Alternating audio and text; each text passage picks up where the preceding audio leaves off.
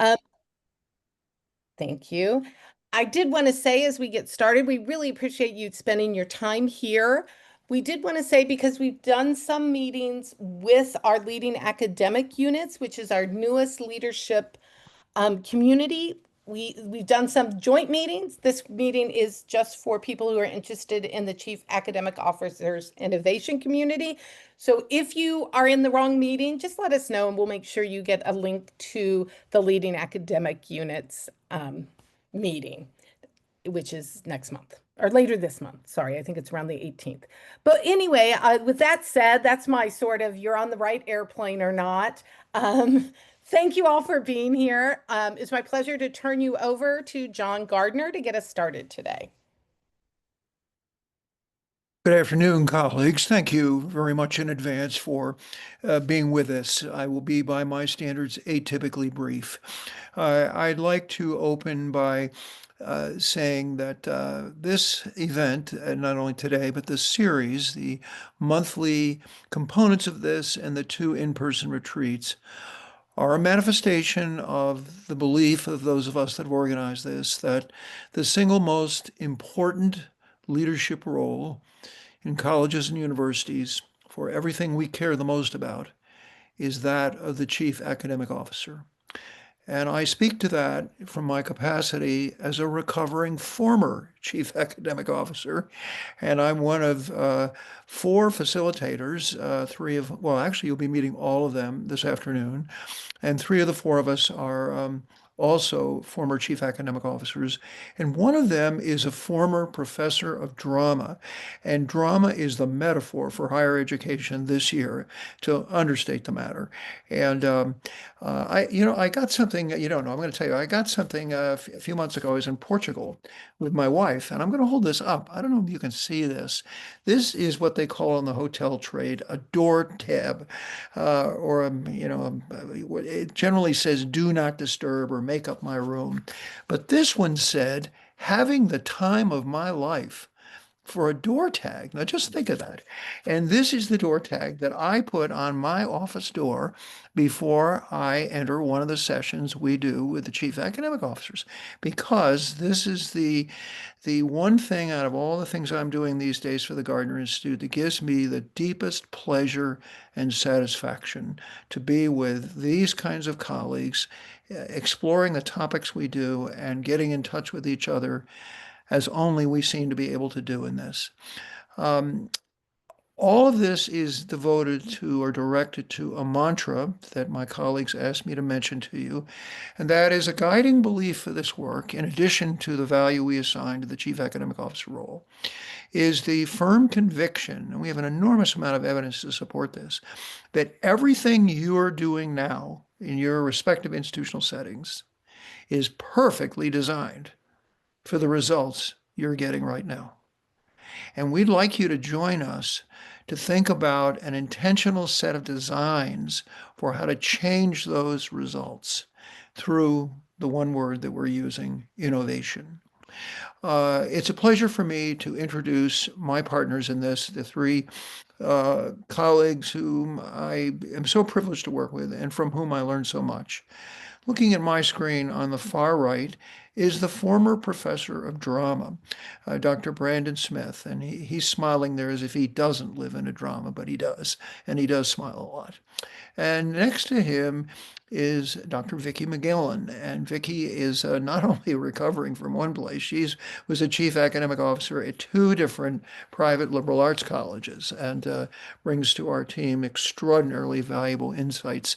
And she is our family therapist who helps our participants really center on what Delta Airlines calls me time that they want to sell you.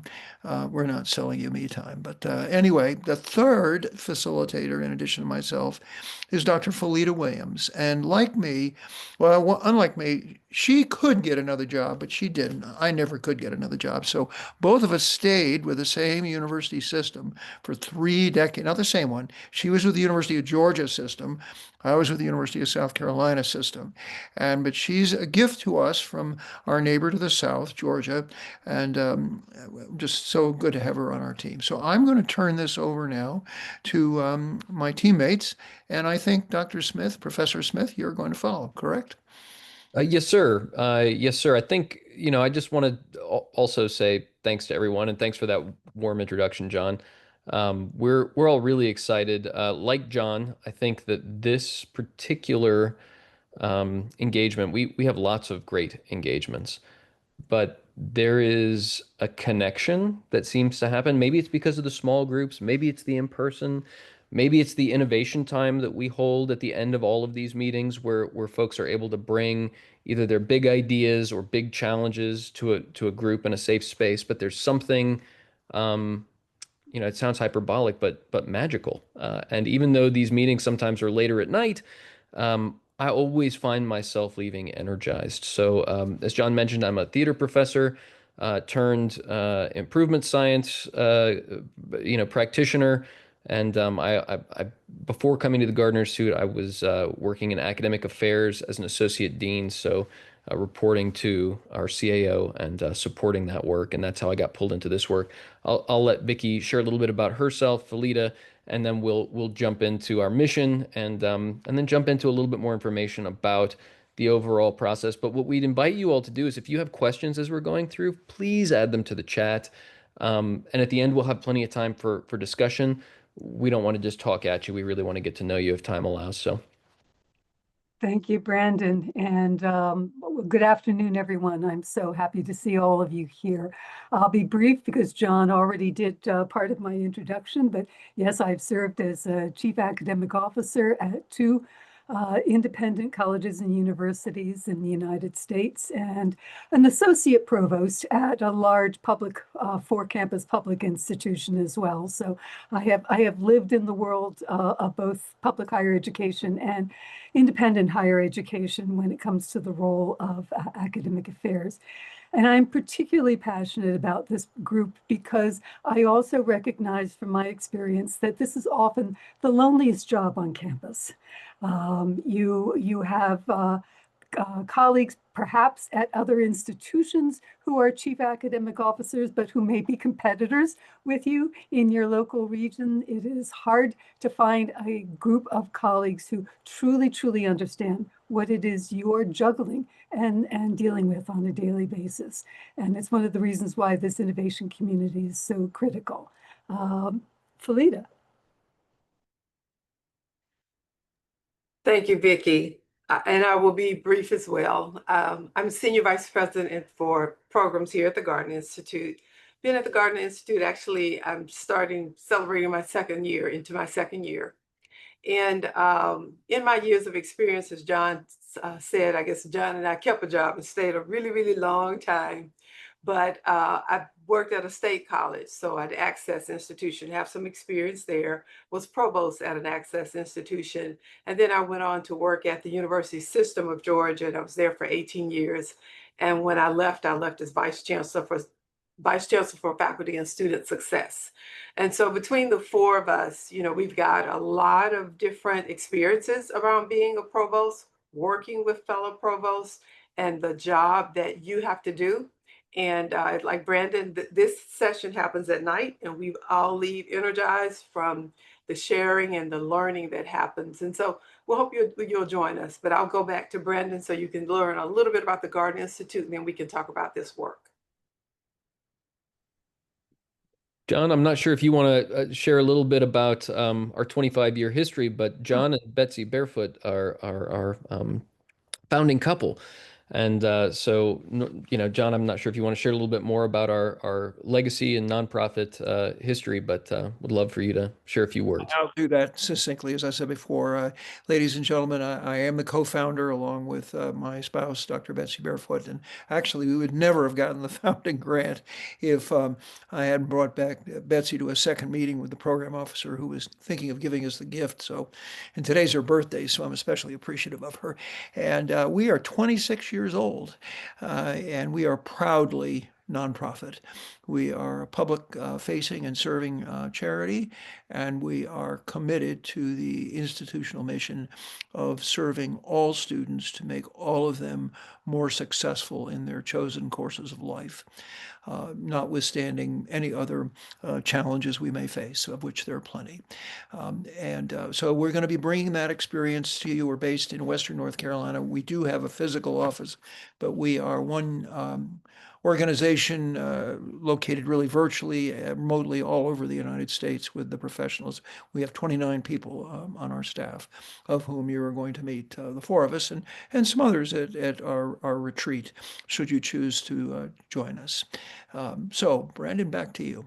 Thanks, my friend. So John mentioned the central law of improvement, and I remember reading this in my working on my second terminal degree, and it being a profound moment. The realization that the things that we are dissatisfied with, within our institutions, are a result of lots of different variables. And so a big part of the innovation community is inviting us to work through processes and frameworks to visualize the things that are producing those undesired outcomes, or in some cases, producing great outcomes, so that we can better communicate those and begin to understand where innovation might lie. So one of the things when we think about when is innovation necessary, right? If it typically happens in what Goldstein, Hazy, Lichtenstein call a critical period. We also sometimes refer to those systems model with delay from Bolman and Deal, now Boland and Deal and Gallows. But this idea that sometimes it's when things that used to work aren't working anymore. There's a sense of urgency in planning sessions. The systems just aren't producing what they used to. Well-crafted plans don't meet targets because we're not considering the variables that probably are actually impacting those targets. Our performance declines, those kinds of things. So if you're facing any of these, and there are actually a few more that these authors talk about, then you might be interested in being part of this Chief Innovation Officer community, because these are things that need to be addressed if we want our institutions to thrive and if we want to support students well as we're moving forward. So I think I'm going to pass the mic to Felita. Thank you, Brandon. As I love the quote that Brandon just had up. And then as we consider that innovation is the outcome of a system, a wide set of processes and interactions. And what we realize as provosts is that you've got a multi-system thing sort of going there. Even if you are not in a state system, within your institution, there are various systems that you are dealing with. And learning to recognize and work with those systems is important. And that's something that we talked about a lot in the innovation community, and something we help you with greatly. Next slide for me, Brandon. A couple of ways we do this. And so our purpose and the process slides are very closely related. But we start out by helping you to identify some opportunities for innovation. Now, some provosts currently have mandates. That mandate is from the state, that mandate is from your president, or you understand something that needs to change within your institution, and you already have that idea that you need to process, that you need to be successful with. We are here to help you with that. Then what we'll do is that after you identify what you want, that innovation you want to create, we're going to help you think about, how do you create that team? Because you don't just lead that by yourself. You need a team that buys into what you're thinking and buys into what you believe in. I continue in this work because I believe that education is powerful and that it can change lives. How you can connect with others within your institution to support this innovation piece that you have. And then the other main purpose, as Vicki talked about, is that we know that the provost job can be a lonely job. There's not someone there for you to bounce ideas off. There's not someone for you, a sounding board for what you're trying to do. And this community really does create that. You'll find we do this thing called innovation time, where at the end of the meeting, it's purely conversation with those participants talking about something going on right now, a challenge that they're having, and they get, feedback and ideas from their peers. And those are really powerful times during the meeting. Next slide for me, Brandon. And then in the process, we'll talk about the theories. We'll make sure that you have a grasp of the theories and the, research undergirding some of the changes that we're recommending. Again, we'll help you to look at that internal team that has to be built. Sometimes you don't want the naysayer on the team. You really want those who are already leaning into innovation, maybe intervention as well, but leaning into innovation and looking forward to innovating and doing something different. May help you to hone your plan a little bit. Maybe your plan's a little broad and you need to sort of line up your priorities. What do we do first? What do we do second or third? And helping your institution, your departments be open to CAO driven innovation, or finding ways to share those innovations through a team. Maybe you gather a group that helps it to bubble from the ground up, but we'll discuss those strategies. And again, I don't think we can emphasize enough that safe space to talk about issues. We really do it as a cone of silence. People really do offer great solutions, and you just don't feel quite as alone in your job, and you'll find the value of that sounding board. I think I hand off to Vicki now. Thank you, Felita. Well, I think if you have been listening, you will hear the three primary ingredients that make the magic secret sauce for this particular innovation community. We bring together improvement science and top research coming out of improvement science. We also bring together tools for developing an innovation mindset. This is where I come in with my psychology background to bring in some of the latest cutting edge approaches for creating and stimulating innovative and creative thinking amongst individuals and groups. And we provide you with a community and a space to work collaboratively on big problems. And the kinds of problems that our team members have chosen to address in the past have ranged the full extent from grading approaches to the academic schedule of classes to program review to faculty development. So it is only limited by your own creativity in terms of what you want to take on. Next slide. We do this through monthly meetings scheduled from September through June. They take place in the evenings, 6:30 to 8:30. We have scheduled the first one because we needed to get it on our calendar. Excuse me, lots of things floating around in North Carolina in the air today. So Tuesday, September 25th will be the first virtual meeting, but there are also, Thursday. Thank you, Brandon.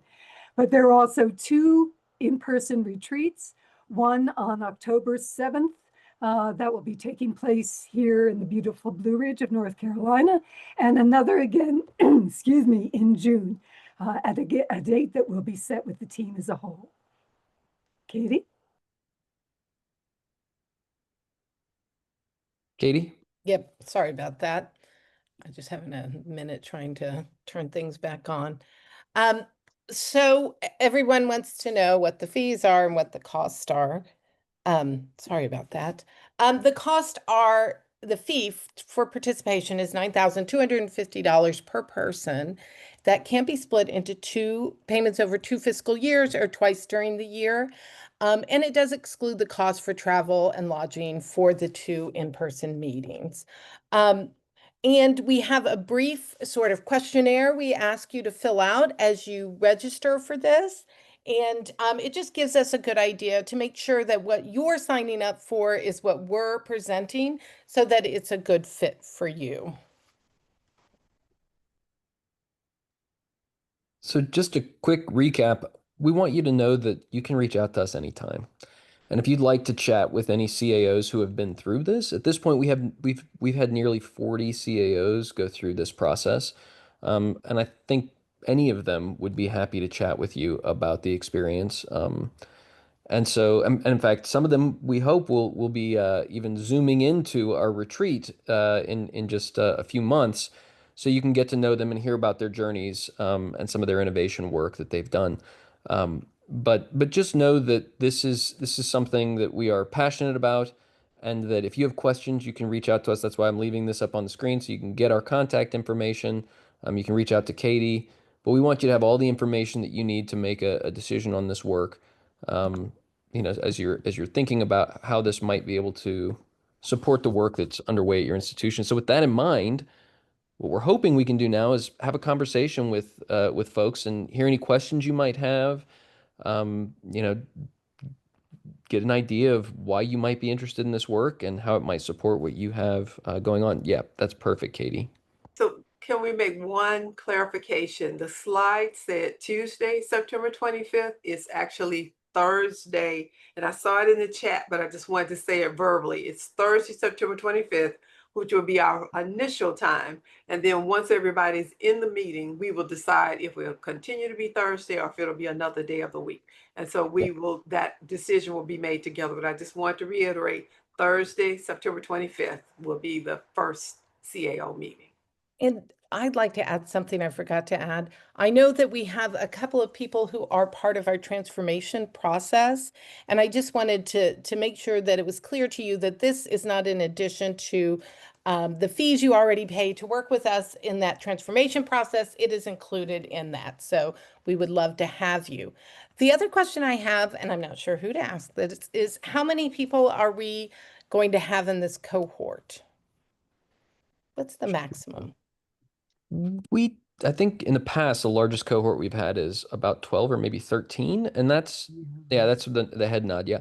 And that's about as large a cohort as I think typically makes sense, because we do a lot of conversation. We want to make sure all voices are heard, and that we also have time to give everyone an opportunity to speak and to get to know one another and things like that. So typically, and I think we've got 7 folks signed up already for this fall. So that said, I'm sure we can flex either way. But this is a pretty intimate group. I mean, it's a pretty small group, and we really want to focus on relationships and making sure that folks have time for the work with a small and trusted group.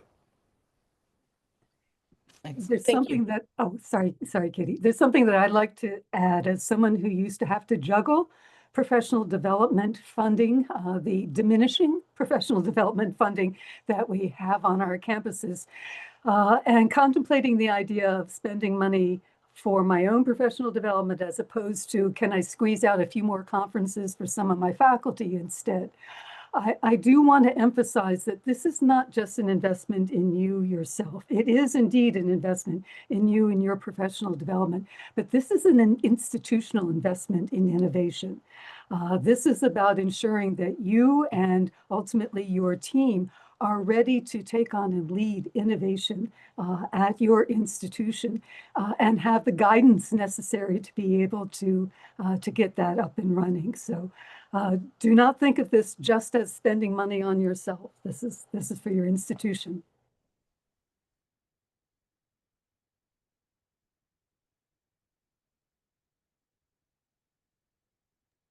So feel free to drop any questions in the chat or comments in the chat. We take both.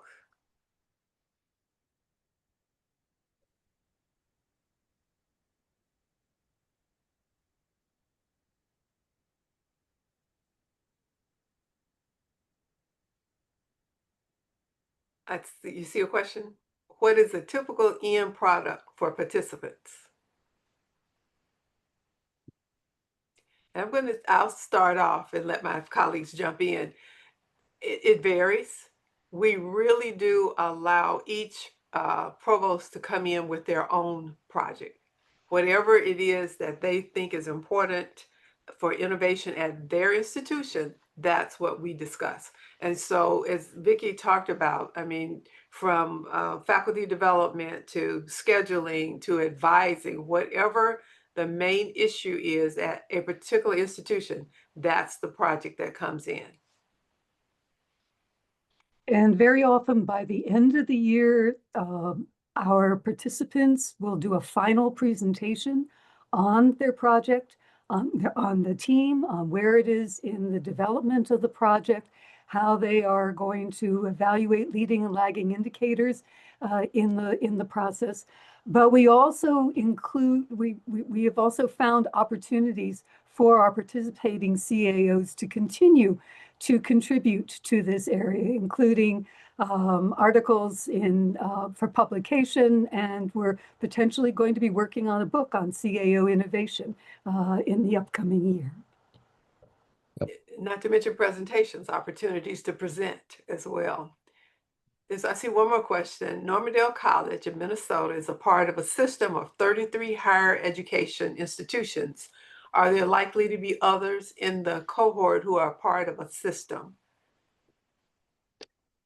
It depends. We've It had a number of system-wide CAOs. We've also had folks who were involved in systems in the past. So I think it depends, Christine. But yeah, we're always open to that. And we've got some alums who were at the system level in the systems office as the chief academic officer over multiple institutions who did this work. We've had 2 or 3 that have been at that level. And Kristen, I have worked in a system. And so if you're looking for a person that understands what it's like to live and exist and grow inside a system, I've been there. Yeah, and I was the chief academic officer for 13 years for a system of 5 campuses in the state of South Carolina. And So if that's what you're looking for, I see your thumbs up. Okay, very good. yeah, I'd like to make a comment about the Minnesota system. 3 years ago, 2 of us from the Gardner Institute, actually the 2 of us from the Institute and then a gentleman from outside, we edited a book on transfer, and the University of Minnesota system, Minnesota State University system, that is, adopted this book and created a book club. And they brought members of I thought then there were 37 campuses. Counting is never one of my strengths, but they got together and they had monthly meetings, and they picked elements from this work to pursue at a system level. It was very gratifying work. But yes, I think while I don't know, maybe Brandon, you seem to have studied this list more carefully than I. I just saw it. And you know that some of the people that are already definite. Are you seeing anybody there from a No, nobody else in this system right now. Not yet. However, we would be happy to chat with anybody that you think might be interested in the system. I'm going to circle back around to Peter's question, and then I'm also, if it's okay, and then address the question from Yeah, Robert. I want to give a couple of Go examples. ahead, John. Yeah, go ahead. You go. No, you go ahead. Oh, okay. For you, sir. So John asked the questions, how much does this community focus on implementing one particular project versus helping put into place a process or system for ongoing innovation? So it's both, Robert. And I know that seems like I'm equivocating, but some of our institutions, the innovation was to actually build an innovation engine at the institution. That what they wanted to do was take what they were learning in this process and scale it across all their programs of study. And so that's what Dr. Trainer did. But going back to Peter's question, we have a handful of tools, both for at the leadership level for you to investigate your own leadership journey and your own innovation journey, but also related to supporting your team. So causal analysis, root cause analysis, I should say, visualizing your systems that way, building visualizations related to theories of change and how you want to test those changes over time, and then essentially implementation plans that involve both the problem that you're trying to solve, the actions you plan to take, the multivariate actions, because typically the outcome you want to change is the result of many, many different things that you want to change, not just one thing. And so that those plans that are assigned, where you have leading measures and things that you can check, like those are the things that come out in that final presentation, is the causal analysis, all the artifacts that you build throughout the year related to that theory of change. And so some folks get to the end of the year and they're already starting on another innovation. And other folks get to the end of the year and they're halfway through. And some folks, so it really depends on the institution, the speed the institution wants to move and some other things. But everyone is provisioned similarly by the end so that they can continue to work on their innovation goals. And like Vicky and Valita were sharing earlier, we check back in with folks. We have reunion meetings, both in person and virtual, and people stay highly engaged. Even 4 years later, we've got folks who want to write a book and want to co-present and want to work with other folks within other cohorts. So it's a growing group of folks who are still highly engaged even after this wraps up. I just want to add that to the question, typical end product, we will be asking, and all we can do is request. We can't make you do anything, which is a good thing. But we're going to ask each of you to identify some kind of project that you would like to initiate on your campus, or to advance something you perhaps already started working on, but you want to move to a much more significant level. But we're going to ask you to pick something and spend this year with us working on this and getting a lot of feedback on it. And at our concluding retreat, you will be asked to present that project, what you've developed, how you've thought it through, what experience you've had in all facets of this.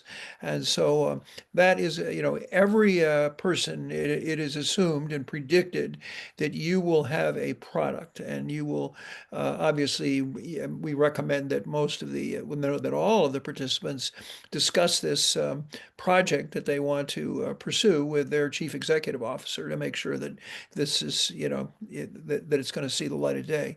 And so as Brandon mentioned, we at the end of this past cohort, we decided to ask the 40 or so men and women who've been through this if they would like to be part of a compendium of collective wisdom, otherwise a book.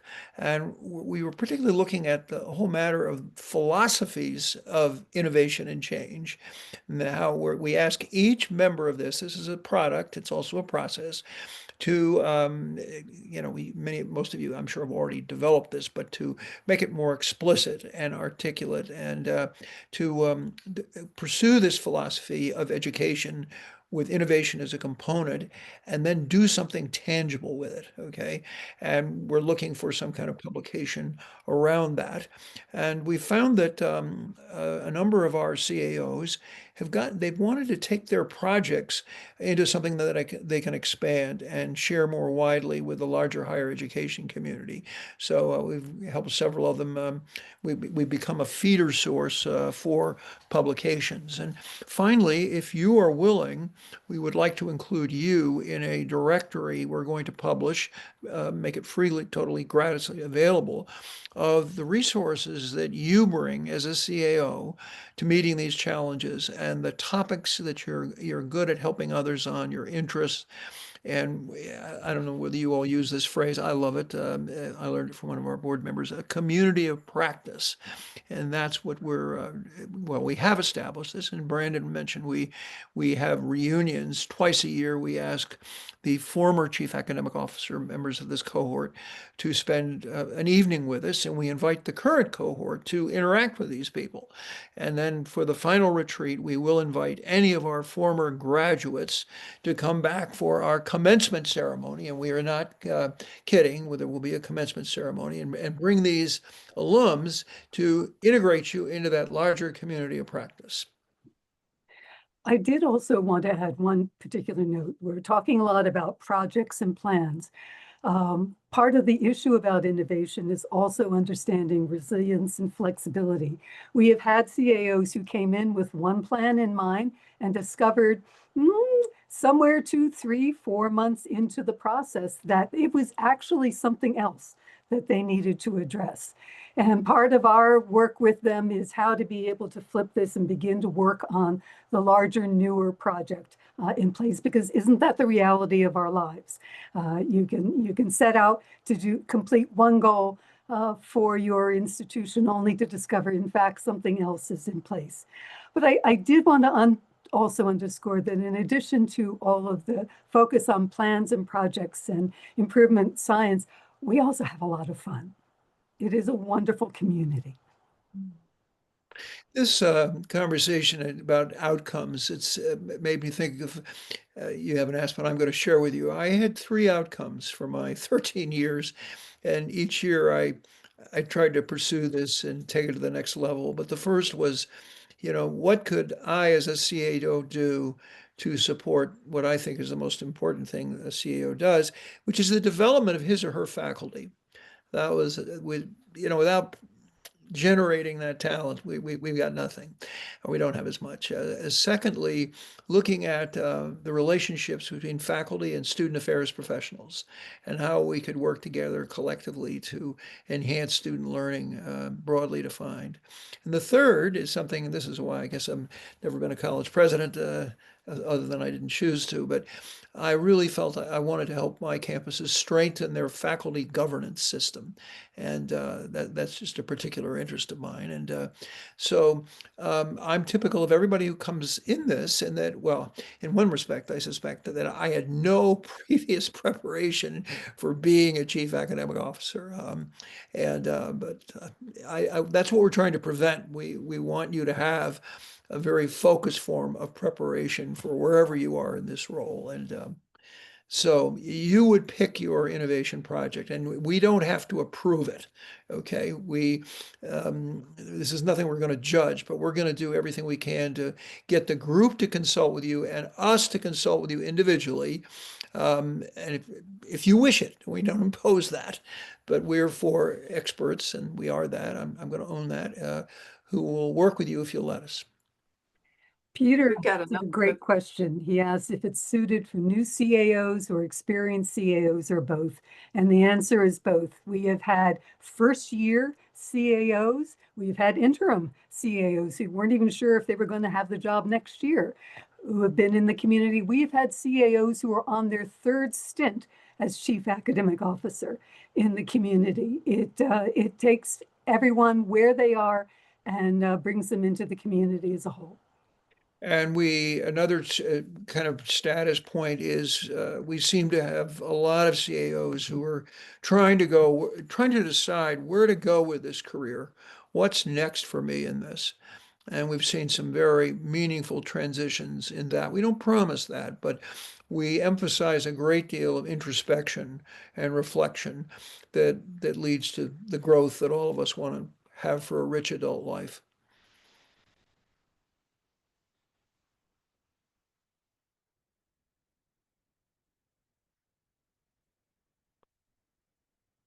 Any reactions?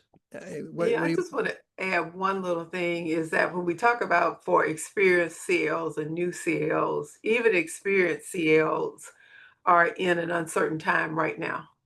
And experienced CAOs are being hit with mandates that maybe they've not had to deal with in the past. And so I would say absolutely for experienced CAOs.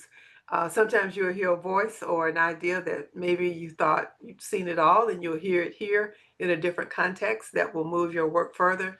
You also can be the voice to help people understand that this too shall pass and that they can be successful, because sometimes you need that reassurance as well. But yeah, the all levels of CAOs, yes, it's been an amazing mix that I've experienced as well. So Brandon, I think We're going to do some surveying, folks, of you. Those of you that join this, we're going to survey you before you come, and we're going to collect some data on you as a cohort and provide that in our very first meeting, so that you see where you fit in, such as how long have you been a CEO, and what did you do before that, and a number of other things, so we'll put you in perspective. And even if you've been in this role a long time, I can promise you, my colleagues put me through experiences in this. That's the three I'm looking at that I've never been through before, and I'm benefiting as the old man in the group. So anyway, you will too.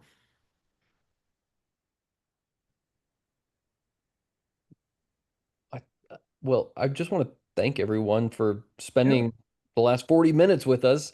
We hope that if you've got any other questions, feel free to stick around.